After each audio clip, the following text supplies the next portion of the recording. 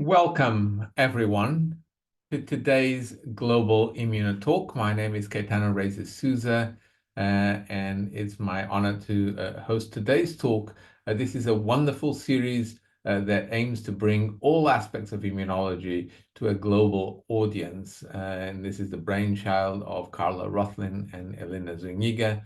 We rely on the goodwill of speakers from all around the world who agreed to come and give these talks. And today we welcome Irene Salinas. Irene is an evolutionary immunologist at the University of New Mexico. She specializes in fish, as we will hear.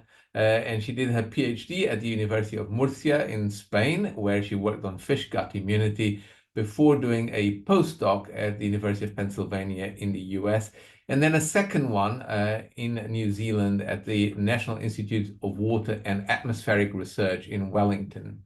Now, she then moved to the University of New Mexico in 2011 when she opened her lab at the Center for Evolutionary and Theoretical Immunology in the biology department, and she's now a professor.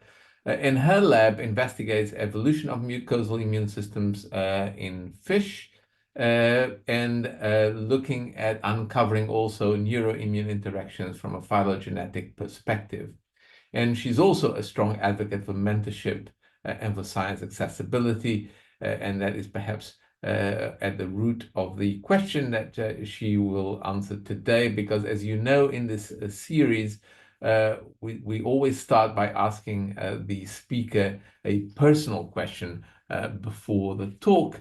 And so, Irene, welcome. And today's question for you is, how has your view of success in science evolved over the years? Hi, thank you for having me here. Thank you to the organizers, Elena and Carla. It's a pleasure to be here. So the success question is a tricky one. I think in the beginning, I always thought about what we always thought is numbers, is papers, is grants, is number of students, is all of those metrics.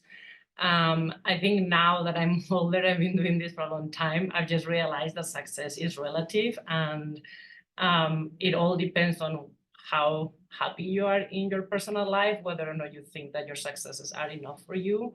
And I think for me, I just realized that being happy in your personal life is the only way you can feel that your scientific accomplishments are enough. And so I will leave it there. Very good. Well, thank you, Irene, for that insight. And now I will invite you to start sharing your screen and to deliver your lecture, which is entitled New Paradigms in Brain Immunity, Brain Microbes, and Sickness Behaviors in Teleost Fish. Irene, the floor is yours. Thank you so much, Caetano. Hopefully everybody can hear me okay. And we'll just get rolling. I just want to say that this talk is the first time I give this talk because it's a completely new project in the lab. And speaking of successes and failures, I haven't been able to get any grants funded to do this work. So I have failed many times on this, but we have had good successes with publications. So all of this work is about to come out, and I'm really excited to share it with you.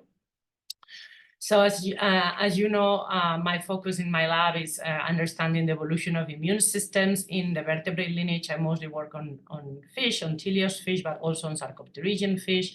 And you all know that innate immunity based on pattern recognition receptor is incredibly ancient and conserved, and is found throughout all of the metazoans.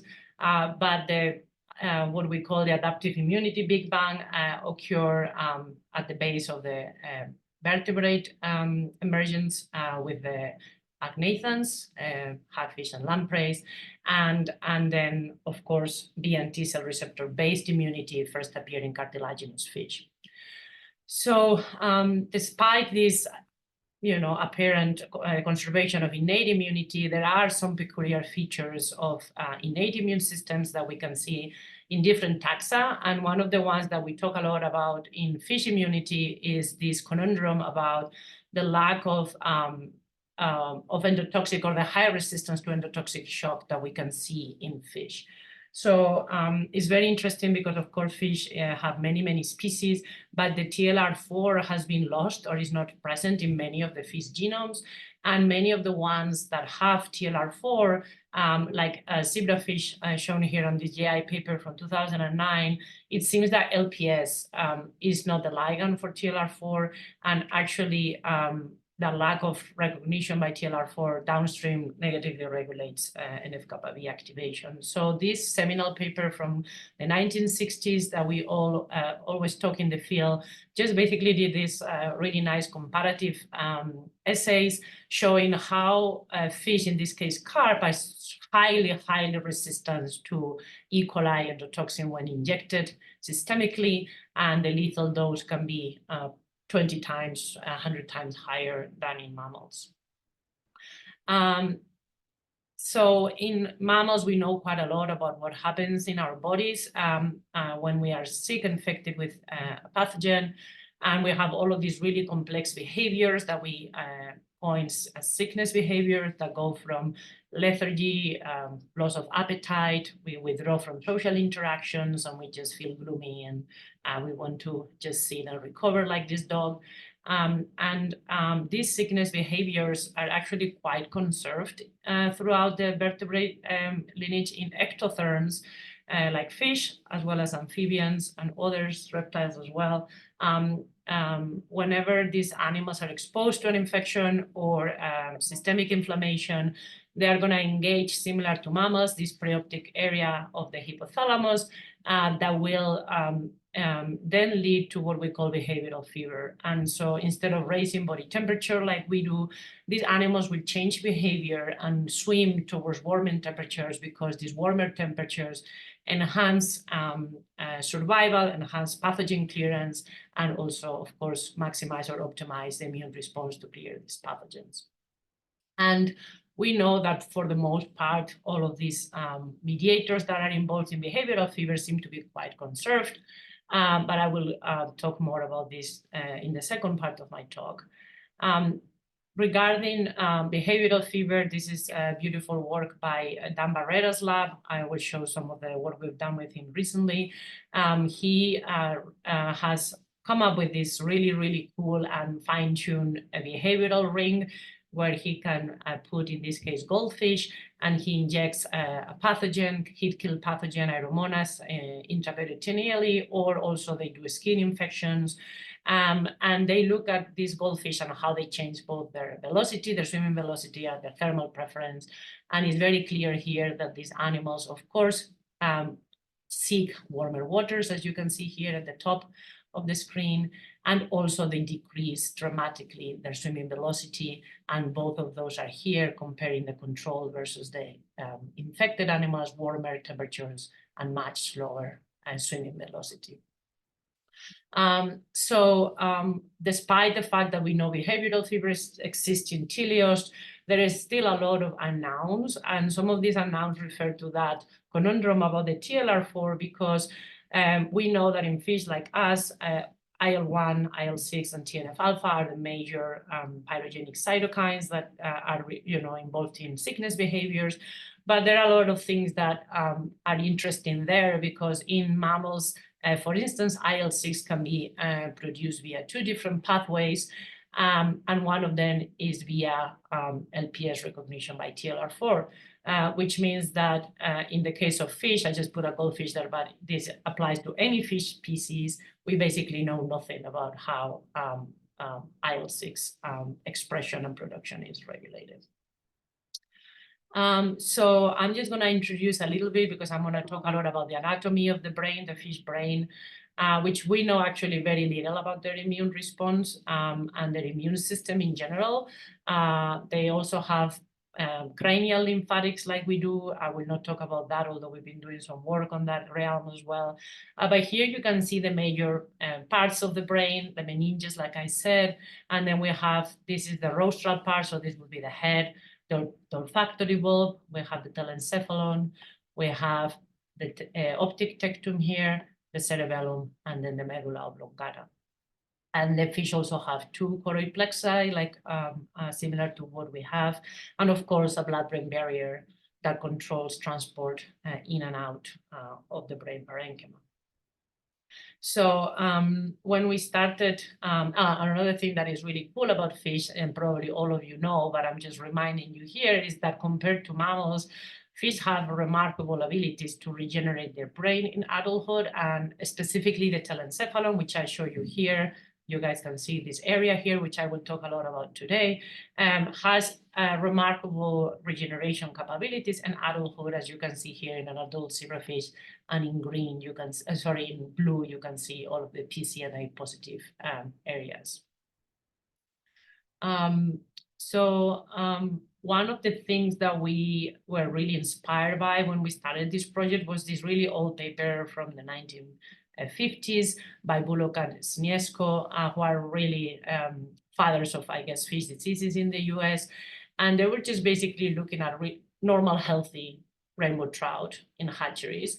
And these healthy animals, if you collect their kidneys, their blood, and which are two, of course, internal organs or tissues, as well as they did some work on the environmental water, they were pretty much always able to recover bacterial colonies from these internal organs, despite the fact that these animals did not show any signs of disease.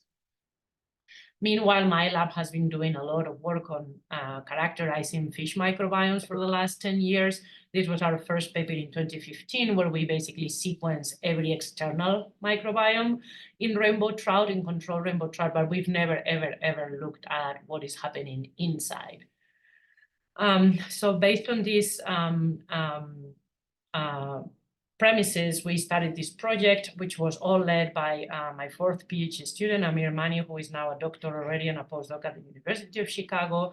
So we started this survey of collecting all 4 major regions of the brain: the olfactory bulb, the telencephalon, the optic tectum, and the cerebellum, which I showed you before. And then we also collected internal organs as well as the gut.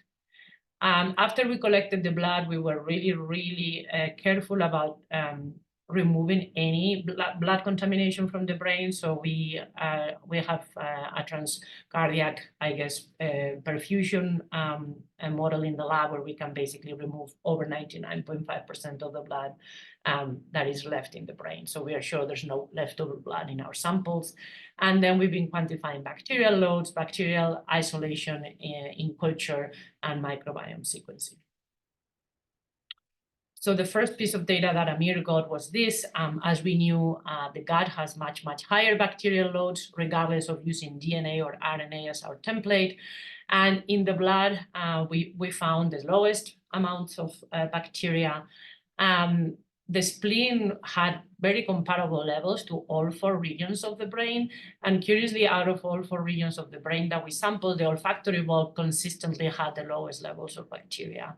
And these are all rainbow trout from our system here at UNM in the biology department in our laboratory animals. So we wonder if that trend within the brain correlated in any way with expression of different immune markers in the brain parenchyma. So this is the brain parenchyma from all 4 regions: olfactory bulb, telencephalon, optic tectum, and cerebellum.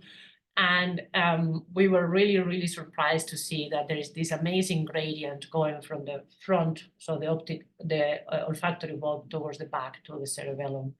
Whereas you can see pro-inflammatory cytokines, IL-1 beta and TNF-alpha, are expressed at much higher values in the olfactory bulb, and we have this decrease as we move along the brain, and the lowest values are always found in the cerebellum. However, when we look at these 2 other important cytokines, IL-6 and IL-10, we see very different patterns of expression.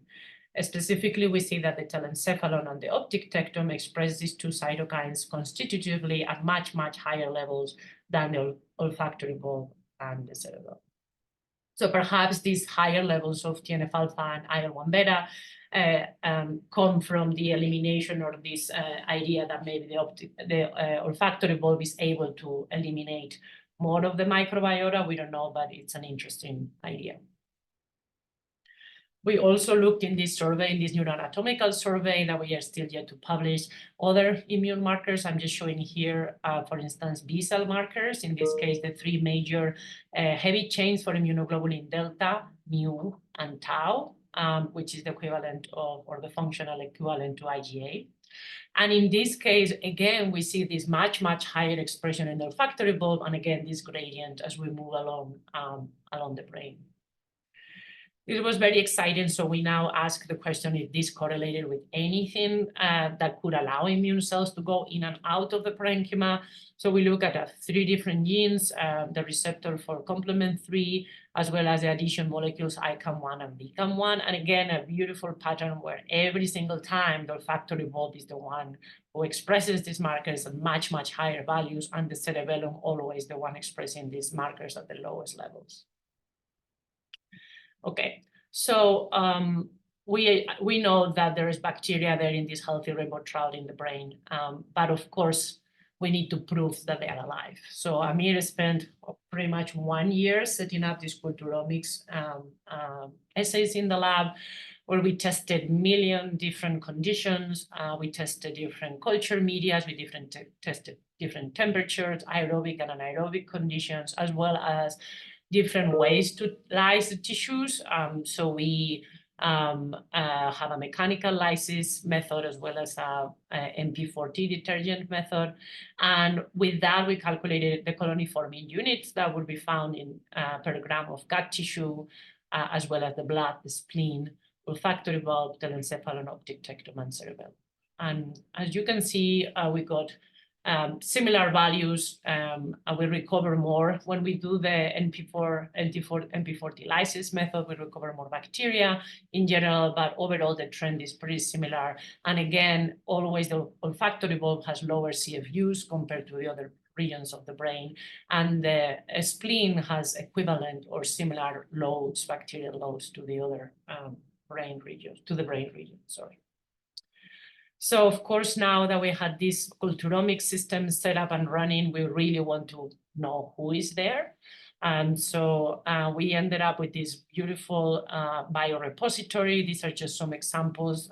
We have all of these bacteria in our freezers, if anybody's interested. And you have just different examples from these. At the top are here examples isolated from the telencephalon. These are some blood isolates, spleen isolates, olfactory bulb isolates, optic tectum, cerebellum, etc. So of course, with this, we needed to be really, really careful about contamination. And of course, the reviewers of our paper asked us for as many controls as we could provide. So we did a lot of controls, not only for sequencing, but also for all the culturomics, where we would have all of these plates open, and we would just basically streak tubes that just have the MP40 lysis, for instance, or we just have plates open during the entire process. We were also, of course, one thing we wanted to know if the CSF also had any bacteria. So Amir was able to extract a few microliters of CSF from the trout brain in our lab, and then we also cultured those, and we were not able to recover any bacteria from there. No bacteria either from any of our environmental controls. In our paper, you will see we have lots of other environmental controls where we have bench swabs, tissue culture swabs, everything you can imagine, so that we are pretty sure this is real. And also, of course, because I love microscopy, I wanted to confirm that this is true and we can see the bacteria in the brain. And so here you can see some beautiful confocal images using a universal bacterial probe. And we can see bacteria in all 4 regions of the brain that we looked at least. We wanted to know more about where the bacteria are, in what cell types, and we still have a lot of questions about that. We haven't resolved all of those questions yet, mostly because we were not really able to segment cells in the brain. We tried a few things. I'll show you a little bit of what we were able to do.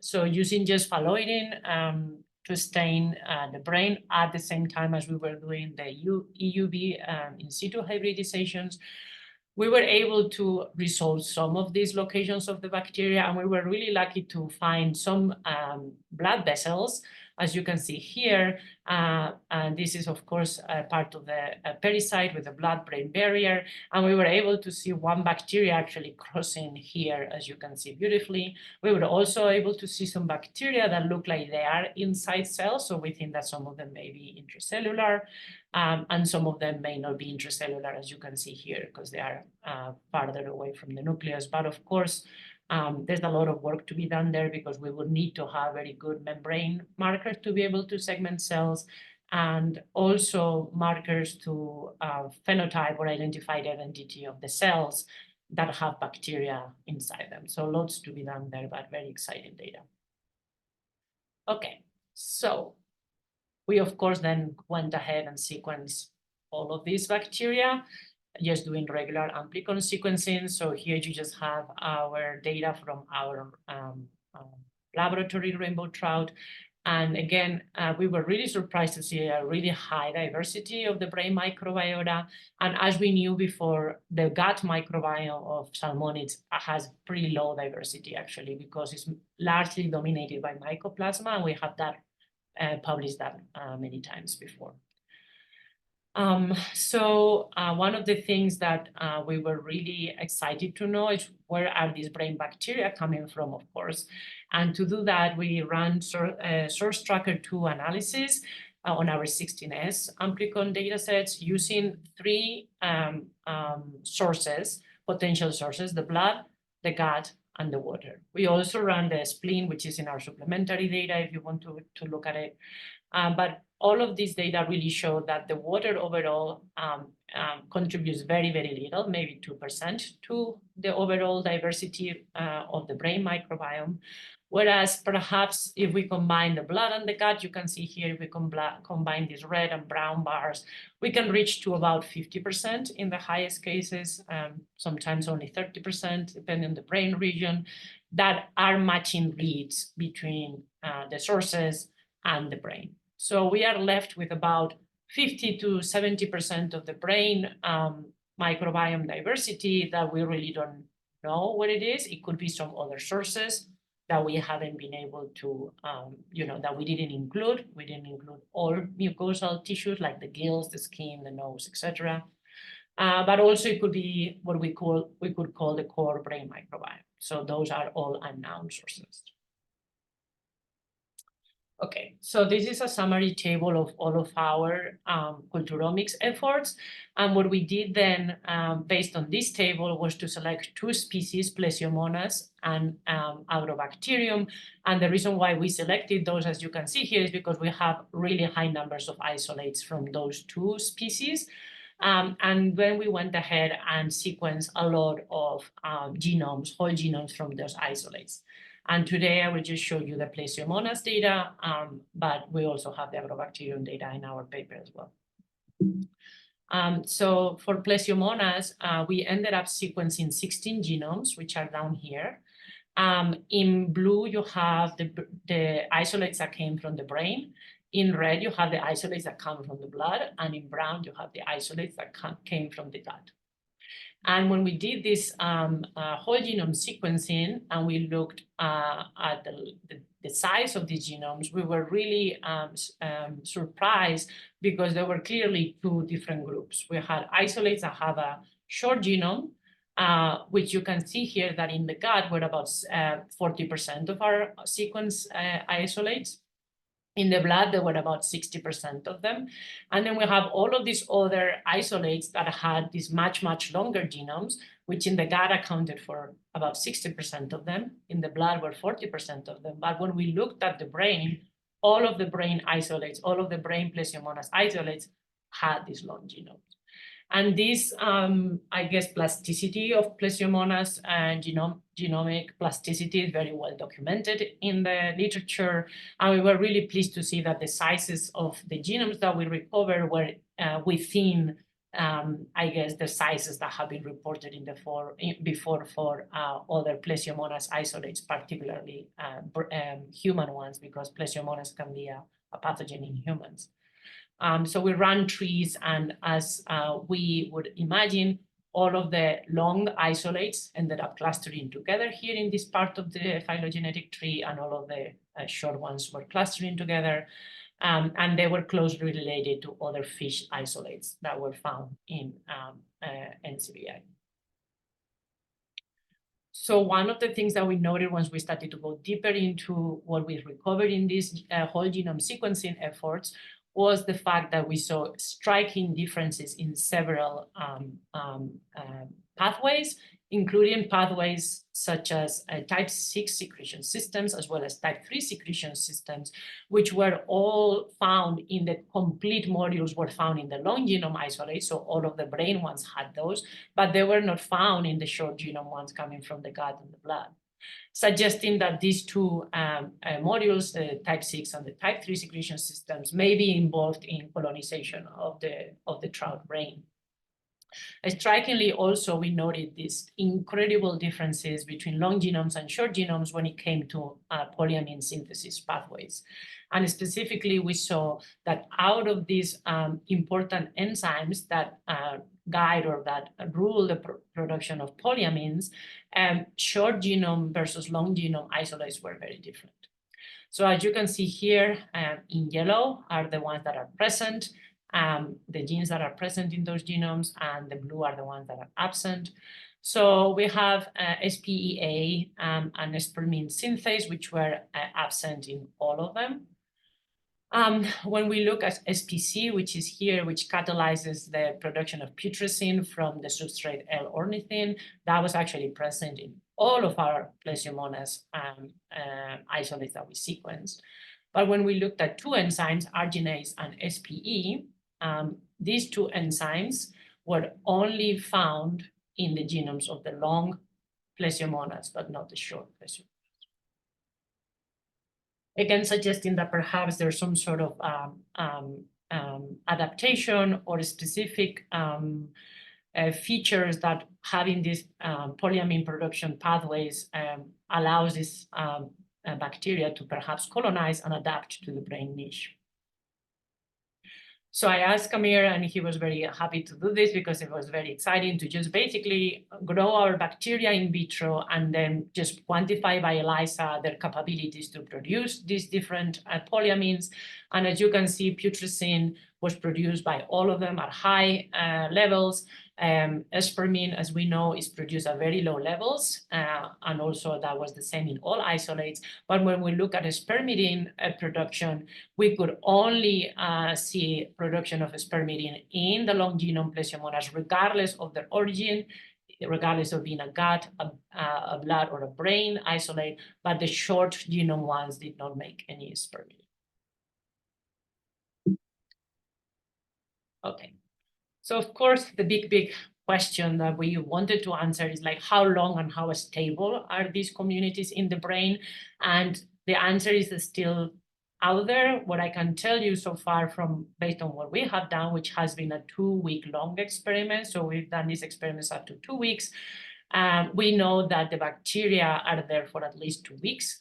What we did is to take one of our gut Plesiomonas isolates. This was one of the long genome ones from the gut, because we hypothesized that if you were a gut isolate with a long genome, you would be able to colonize the brain.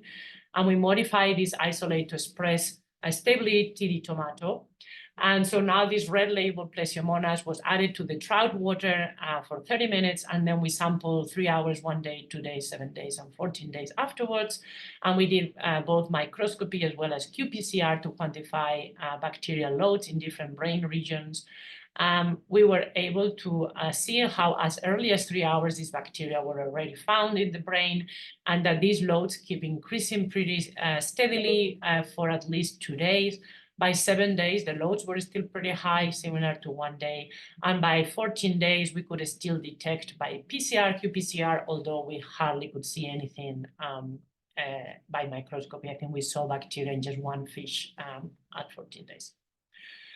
So we still don't know, again, beyond these 14 days, whether this is stable or these brain communities need continuous replenishment from environment, then perhaps other gut sources, blood sources, and then enter the brain and they get replenished.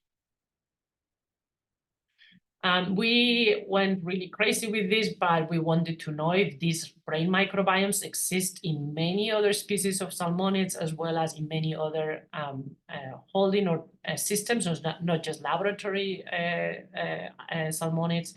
So we've now sampled Atlantic salmon, freshwater and saltwater from Norway. We have sampled rainbow trout from Czech Republic.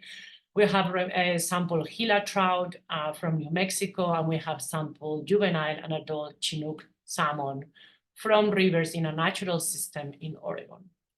And I will not show you all the data because I don't have time, so you guys can look at all of this if you love microbiomes in our paper. But I will show you today the Chinook salmon data because it's really exciting. And the reason why we sample Chinook salmon is because these Pacific salmon are actually migratory species that have really complex life cycles. As you guys know, they will migrate, they will spawn in the streams, and these juveniles, they smoltify in the river, they will migrate down to saltwater and transfer to the oceans. And this marine phase, adult phase, will last for a varied number of years. It can be 1 year, it can be 4 years, after which these animals will start making their way back to the mouth of the rivers, and they will start this long migration up the river as they mature sexually before they spawn. And this begins around May in our water system, where these animals basically stop eating completely. They start migrating up the river, and they put all of their energy into reproduction. This culminates in an event called reproductive death. So these animals will die after spawning, most of them. And during this migration up the river, during 4 months that are migrating up the river and not eating, we know that these adults become really, really poorly. You can see they are full of infections in their skin. They lose a lot of body weight as well. They become lethargic. And actually, our collaborators in Oregon, they have reported that the brain contains some parasites when they look at these brains. They also show that there's some parasites in their guts. So these zombie salmon were really exciting to us because these animals also become quite lethargic as they start to lose their body condition and get all of these infections. So we did hypothesize that these brain microbiomes would look very, very different to their juvenile brain microbiomes. So I'm going to show you this data, which of course was really exciting. It took us more than a year to have a permit to be able to sample Pacific salmon from Oregon rivers. And thank you, Claire Couch at Oregon State, for facilitating all of the paperwork.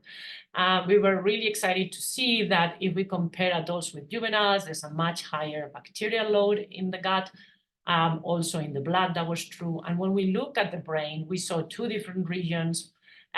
Specifically the telencephalon here, where bacterial loads were a lot higher. And also in the cerebellum, we saw statistically higher bacterial loads. Same trends in the OB and the OT, but that wasn't statistically significant. And as I told you in my introduction, fish seem to be really tolerate a lot of LPS in circulation. So we sample the serum of these animals, both juveniles and adults. And like I told you, even juvenile fish do have LPS in circulation at the steady state.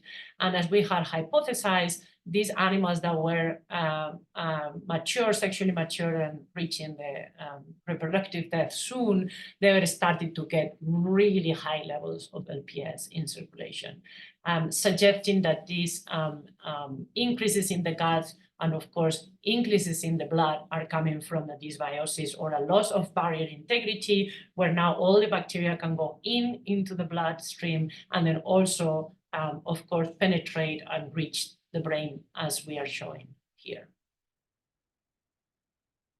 And just some 16S data to show you how different the composition of these microbiomes are.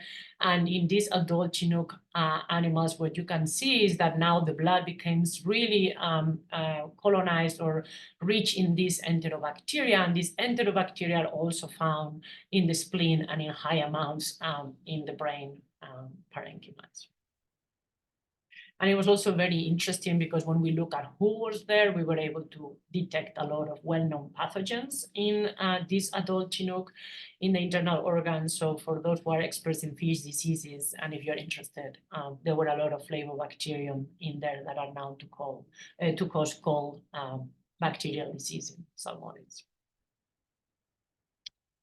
So we then compared basically brain microbiomes across our entire survey, and we were able to identify by LDA, linear discriminant analysis, what are the major biomarkers, microbiome biomarkers that characterize, for instance, the brain microbiome of Atlantic salmon in seawater, Atlantic salmon in freshwater, rainbow trout in New Mexico, rainbow trout in the Czech Republic, and so on and so forth. So you can go and have some fun and look at the data in the paper if you're interested. Okay.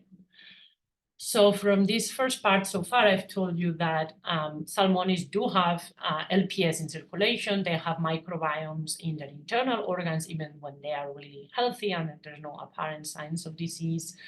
And we are, of course, not making any claims about whether or not this is true in any other fish species, and we don't really know if that's true. In other animals, I know that this is a highly controversial topic, particularly in human brains with Alzheimer's disease and other neurodegenerative diseases. So I don't want to make any claims about that, but we do want to know what happens during disease states. And I already showed you a little bit about the zombie salmon and what happens towards that part of the life stages.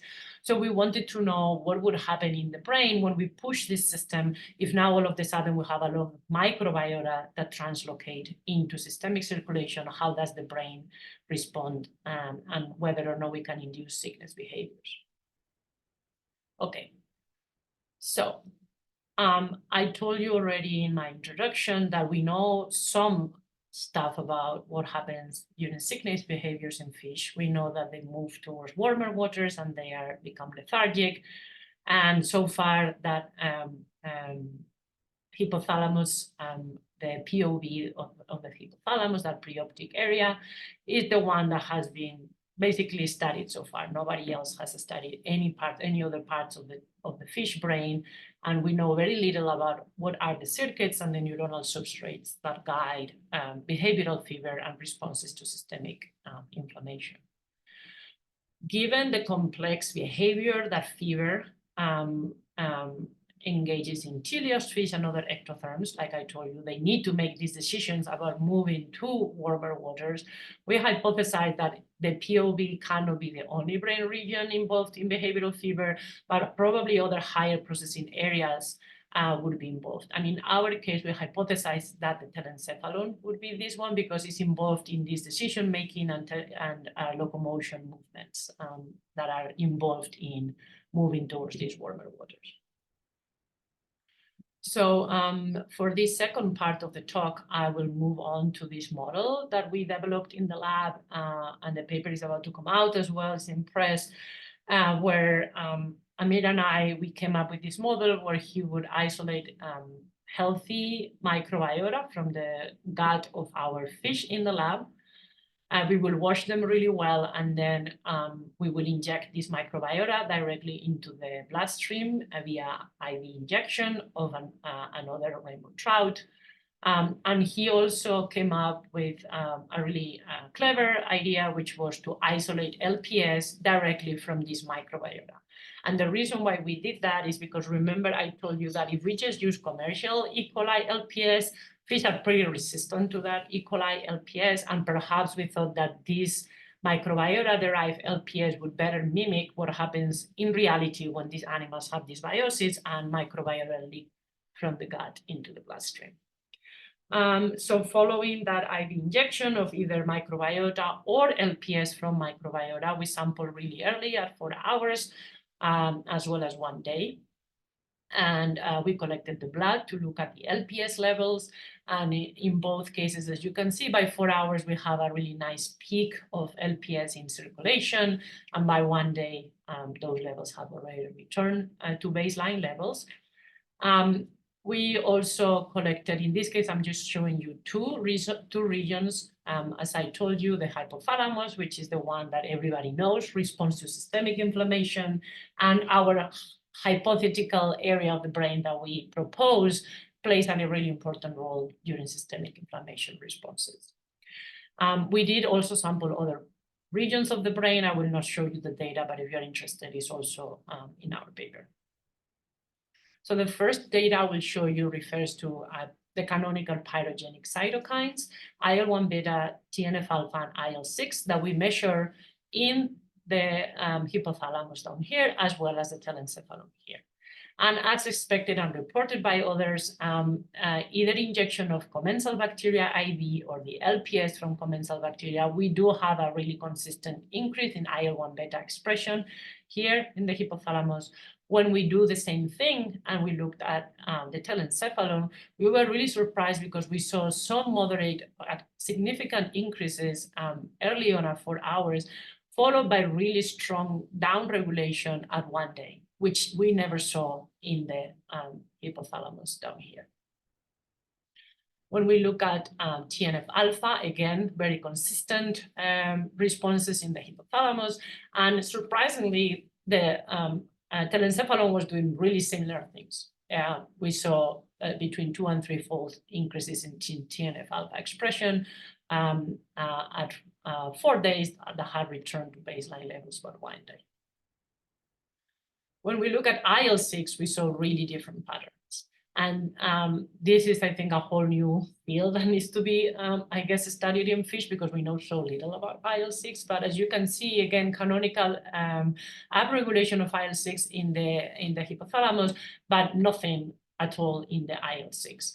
And remember, if you remember what I told you at the start of my talk, I show you that here in the telencephalon, we do have baseline, quite high already baseline levels of IL-6 at the steady state compared to other regions. And perhaps that constitutive expression means that there is already at the protein level IL-6 that is formed, and therefore there is no need to produce more. We don't know, that's just one hypothesis. So there's a lot more questions coming from these results. So of course, because I told you before that we know bacteria are found in different parts of the brain. So we wanted to know, once we inject the bacteria IV, are these bacteria then penetrated into the brain parenchyma? And in this case, I'm only again showing you the telencephalon versus the hypothalamus, but we surveyed the entire brain, all of the different regions. And only the telencephalon shows incursions of bacteria 4 hours after injections of commensal bacteria. Of course, nothing when we inject LPS because there's no bacteria there. And that increase now goes down after 1 day. So there is a very selective and transient penetration of bacteria in the telencephalon when these bacteria are found systemically. And if you remember, this matches pretty well what I showed you in the zombie salmon when we sampled compared to juveniles, where the telencephalon was one of those brain regions where we noted significant increases in bacterial loads compared to juveniles. So we wanted to know why is it the telencephalon is the one that seems to be more permissive to bacterial penetration. So we did some assays using different tracers. In this case, I'm just showing you the Evans blue data, but we also did it with the Dextran-FITC model to look at blood-brain barrier integrity. And here I'm just comparing the hypothalamus with telencephalon. The paper has all regions. And it was very clear that after 4 hours is the telencephalon blood-brain barrier that has the greatest leakage of Evans blue into the parenchyma. So we know for sure that this region is more vulnerable to systemic inflammation. And this matches pretty well what happens in mammals, where different parts of the brain are known to have different selective vulnerabilities to systemic inflammation. So one thing that was really exciting is to translate our model, this IV model that I told you that is much more of an acute model. If we do it in a chronic model, which perhaps mimics better what would happen with those zombie salmon, where they are basically having more chronic leakage of the gut, we came up with our DSS colitis model, where we would gavage DSS every day for 10 days with 3% DSS, and then we will sample a day after the last gavage. And we again collected serum to measure LPS levels. So this gave us a really nice endotoxin values in circulation, showing that indeed there is a leakage of bacteria into the circulation. We didn't see any changes in bacterial loads in the spleen or any region of the brain except for the telencephalon again. So again, this is showing specifically how the telencephalon is so vulnerable to systemic inflammation, and as well this ability for the bacteria to penetrate the telencephalon, but not other brain regions in response to systemic inflammation. So we then looked at how this telencephalic microbial community changes in 4 days or 1 day after we injected IV bacteria. So we are back to our acute model now, where we inject bacteria, and we saw very clear changes in microbiota composition. We showed that particular taxa were better at penetrating versus others. And some of these, as you can see here, increase the diversity of the brain microbiome compared to here. We then, by PyCRAS, made predictions of what potential functions these microbiota that penetrate the telencephalon could have. And we were really surprised because we went back again to our polyamine story, which I told you before in the first part. So this PyCRAS analysis predicted that the bacteria that penetrate the brain had very different capabilities to perform synthesis of polyamines. So that was very exciting. And then we follow up a lot on this lead. So what Amir and I did was to basically isolate bacteria as we had done before. I told you in our acute model, we take the bacteria from healthy rainbow trout gut, or of course the LPS, and we treated this bacteria with two pharmacological inhibitors, DFMA and DFMO, that block irreversibly the polyamine synthesis pathways in this bacteria. Following treatment with DFMA and DFMO, we wash this bacteria very thoroughly to avoid any drugs, or we think that we hope to avoid any of those drugs making into the host. So this should only block polyamine synthesis in the bacteria, and then we inject those bacteria IV, and we then do our usual readouts in the brain. So the first question that we ask is whether or not the host polyamine synthesis pathways are changed. And the reason to do that is because both bacteria, both prokaryotes and eukaryotes, use very similar pathways to make polyamines. And those are basically competing and using the same substrates to produce the same polyamines. So if a bacteria changes the levels of putrescine, that would affect how much putrescine is available for the host. And our data are really consistent when we look at two enzymes, ornithine decarboxylase here and SAMDC here. Fish show, or trout show, very strong downregulation in expression of SAMDC following injection of commensals as well as LPS. But when we block polyamine synthesis in bacteria that we inject, there are no changes anymore. Similarly, for ODC, we saw very significant increases in ODC expression, both at 4 hours and 1 day. When we block polyamines in the bacteria that we injected, we no longer can see anything in there. Interestingly, if you look at the comparison between the telencephalon, which is what I just told you here, and the hypothalamus, which is right here, the hypothalamus polyamine metabolic enzymes were showing 0 changes in our experiments. So these polyamine responses were really specific to the telencephalon, not the hypothalamus. Okay, so we corroborated or confirmed that by ELISA, polyamine levels change in the telencephalon tissue. So we collected tissues, we ran these ELISAs, and we see that putrescine is increased highly when we inject the commensals, but if these commensals had been treated with the drugs, then no longer putrescine levels change. Similarly, spermidine levels go down because probably those pathways are now blocked, and the same for spermine, they are all down-regulated. When we block with the DFM drugs, these responses are completely abrogated. So this was really exciting because it corroborated or reconfirmed what we had seen for the enzymes at the gene level. Okay, so what about the cytokines? What about the pyrogenic cytokines? So again, what we've seen is that in the telencephalon, but not the hypothalamus, the onset of pyrogenic cytokine expression is dependent on the ability of bacteria to make polyamines. So you can see here, as I told you before, that IL-1 beta is turned on, is increasing expression when we inject with bacteria. and that is downregulated after 1 day. Whenever we block polyamines in the bacteria that we inject, we see no changes whatsoever in expression of IL-1 beta in the telencephalon. And like I told you before, the hypothalamus seems to not care whatsoever about polyamines because we keep getting the same patterns, identical patterns of expression when we block bacteria with DFMA or DFMO, and therefore these bacteria cannot make polyamines. We still see IL-1 beta expression. Very similar data for TNF alpha and IL-6.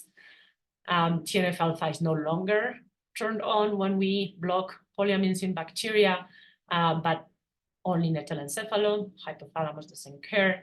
And like I told you before, IL-6 is not turned on regardless in the telencephalon. In the hypothalamus, it didn't matter that we block polyamines. The expression patterns of IL-6 remain unchanged. So this is really exciting because it's showing for the first time that polyamine pathways, perhaps at the convergence between prokaryotes and eukaryotes, may regulate all of these systemic inflammatory responses or these responses that happen in the brain in response to systemic inflammation. So at the time when we were right there in our project, this paper from Dan Barreda came out in eLife. And I told you before, it was this goldfish paper that I showed you in my introduction. So we reached out to him to see if he would like to collaborate with us. And he adapted his rig, this circular ring that I told you, to our rainbow trout, where we would have a temperature range between 11 Celsius and 19 Celsius. And we injected IV our animals with either bacteria or LPS or bacteria where polyamine pathways had been blocked with DFMA and DF. And we were really excited about this data because for the first time, we have shown that injection of commensal bacteria induces a very strong behavioral fever, as you can see here, by the preference to the warmer temperatures in rainbow trout. And that was pretty similar to what injection of LPS, this particular case, microbiota-derived LPS. Both of those show very strong behavioral fevers. When we block polyamines in the bacteria that we inject, as you can see, we see no differences in thermal preference between those groups and the vehicle controls. So just to show you this data in different ways, we can plot the mean temperature for these animals through a 24-hour period. Very strong preference for warmer temperatures in the commensals and LPS animals. That do not happen when bacteria that we inject do not have polyamines. And the same when we look at how many transitions of these fish do along that ring that I showed you. So many more transitions that are similar to the vehicle in the DFM treated group.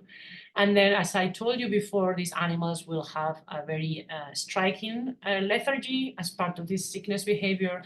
So very clear lethargy in both of our systemic inflammation groups, and no lethargy at all in the DFM injected bacteria group. So again, if you want to see more about this work, go and check our paper. It should be coming out very soon, but we are really, really excited about all of these results because we have made, I think, a very significant contribution to the field of sickness behaviors, as well as how microbiota and dysbiosis can result in sickness behaviors in fish, and what parts of the brain, in this case, the telencephalon, are responsible for these behaviors. So I'm wrapping up now. I'm done with my presentations. I just want to leave you with some take-home messages. There are loads and loads and loads of questions, of course, as every time you start a new project. We still would like to know more about how stable are these communities in the brain of fish. Of course, we need money to do that. I have written this rant 2 or 3 times and I never get it funded. So if any of my reviewers are out there, I hope you like my talk and you can give me the money next time, because we really would like to know when is this first wave or window of opportunity of bacteria happens into the fish brain. We propose that there will be a very strong initial wave of colonization prior to the closure of the blood-brain barrier, which takes a few days during fish development. We, of course, have a lot of questions about niche adaptation to the brain, and in order to answer those questions, we will need to have metagenomics. Perhaps also work with germ-free zebrafish, which will be a great model here. I've shown you how strikingly prone to bacterial colonization and blood-brain barrier breakdown the telencephalon is specifically, and this is really exciting because I told you that the telencephalon has this amazing capability to regenerate in teleost fish. So we don't really know why, but maybe the telencephalon is okay with having some damage due to systemic inflammation and letting bacteria maybe go in and out more freely, because at the end of the day, they're going to be able to rebuild this tissue within 2 or 3 days. I also show you that the telencephalon is a higher area processing of the brain that is involved in systemic inflammation, but perhaps there are others, and we haven't explored other areas, but we are pretty sure that polyamines are the critical mediators of fever in teleost, and this could have a lot of applications in fish health, fish conservation, but also perhaps translatable to mammalian studies as well, because we know very little there too. So with that, I want to thank everybody in my lab. All of this work was Amir's PhD thesis. Postdocs in the lab, Megan, Elisa, Corey did a little bit of work as well on this brain microbiome project with the Chinook salmon. So he's on the paper. He's doing his PhD now. And then our collaborators, Claire Couch, Sonal Patel, Thomas Koritar, because they provided all of those samples that I told you for that huge survey that we've done. And of course, Daniel Barrera at the University of Alberta for the beautiful data that we've been able to generate in those behavioral fever essays. So I am done, and I look forward to all of your questions on Twitter. So thank you very much, Irene, for this talk. And as a reminder, the usual setup, please ask your questions via X or Twitter. The instructions are on your screens now. You also got a link on the webinar chat. And so it just remains for me to close today's Global IMMUNOTALK. Thank Irene Salinas once again, and hope to see you all next week at the same time. And thank you all for continuing to support the Global IMMUNOTALK initiative. Goodbye.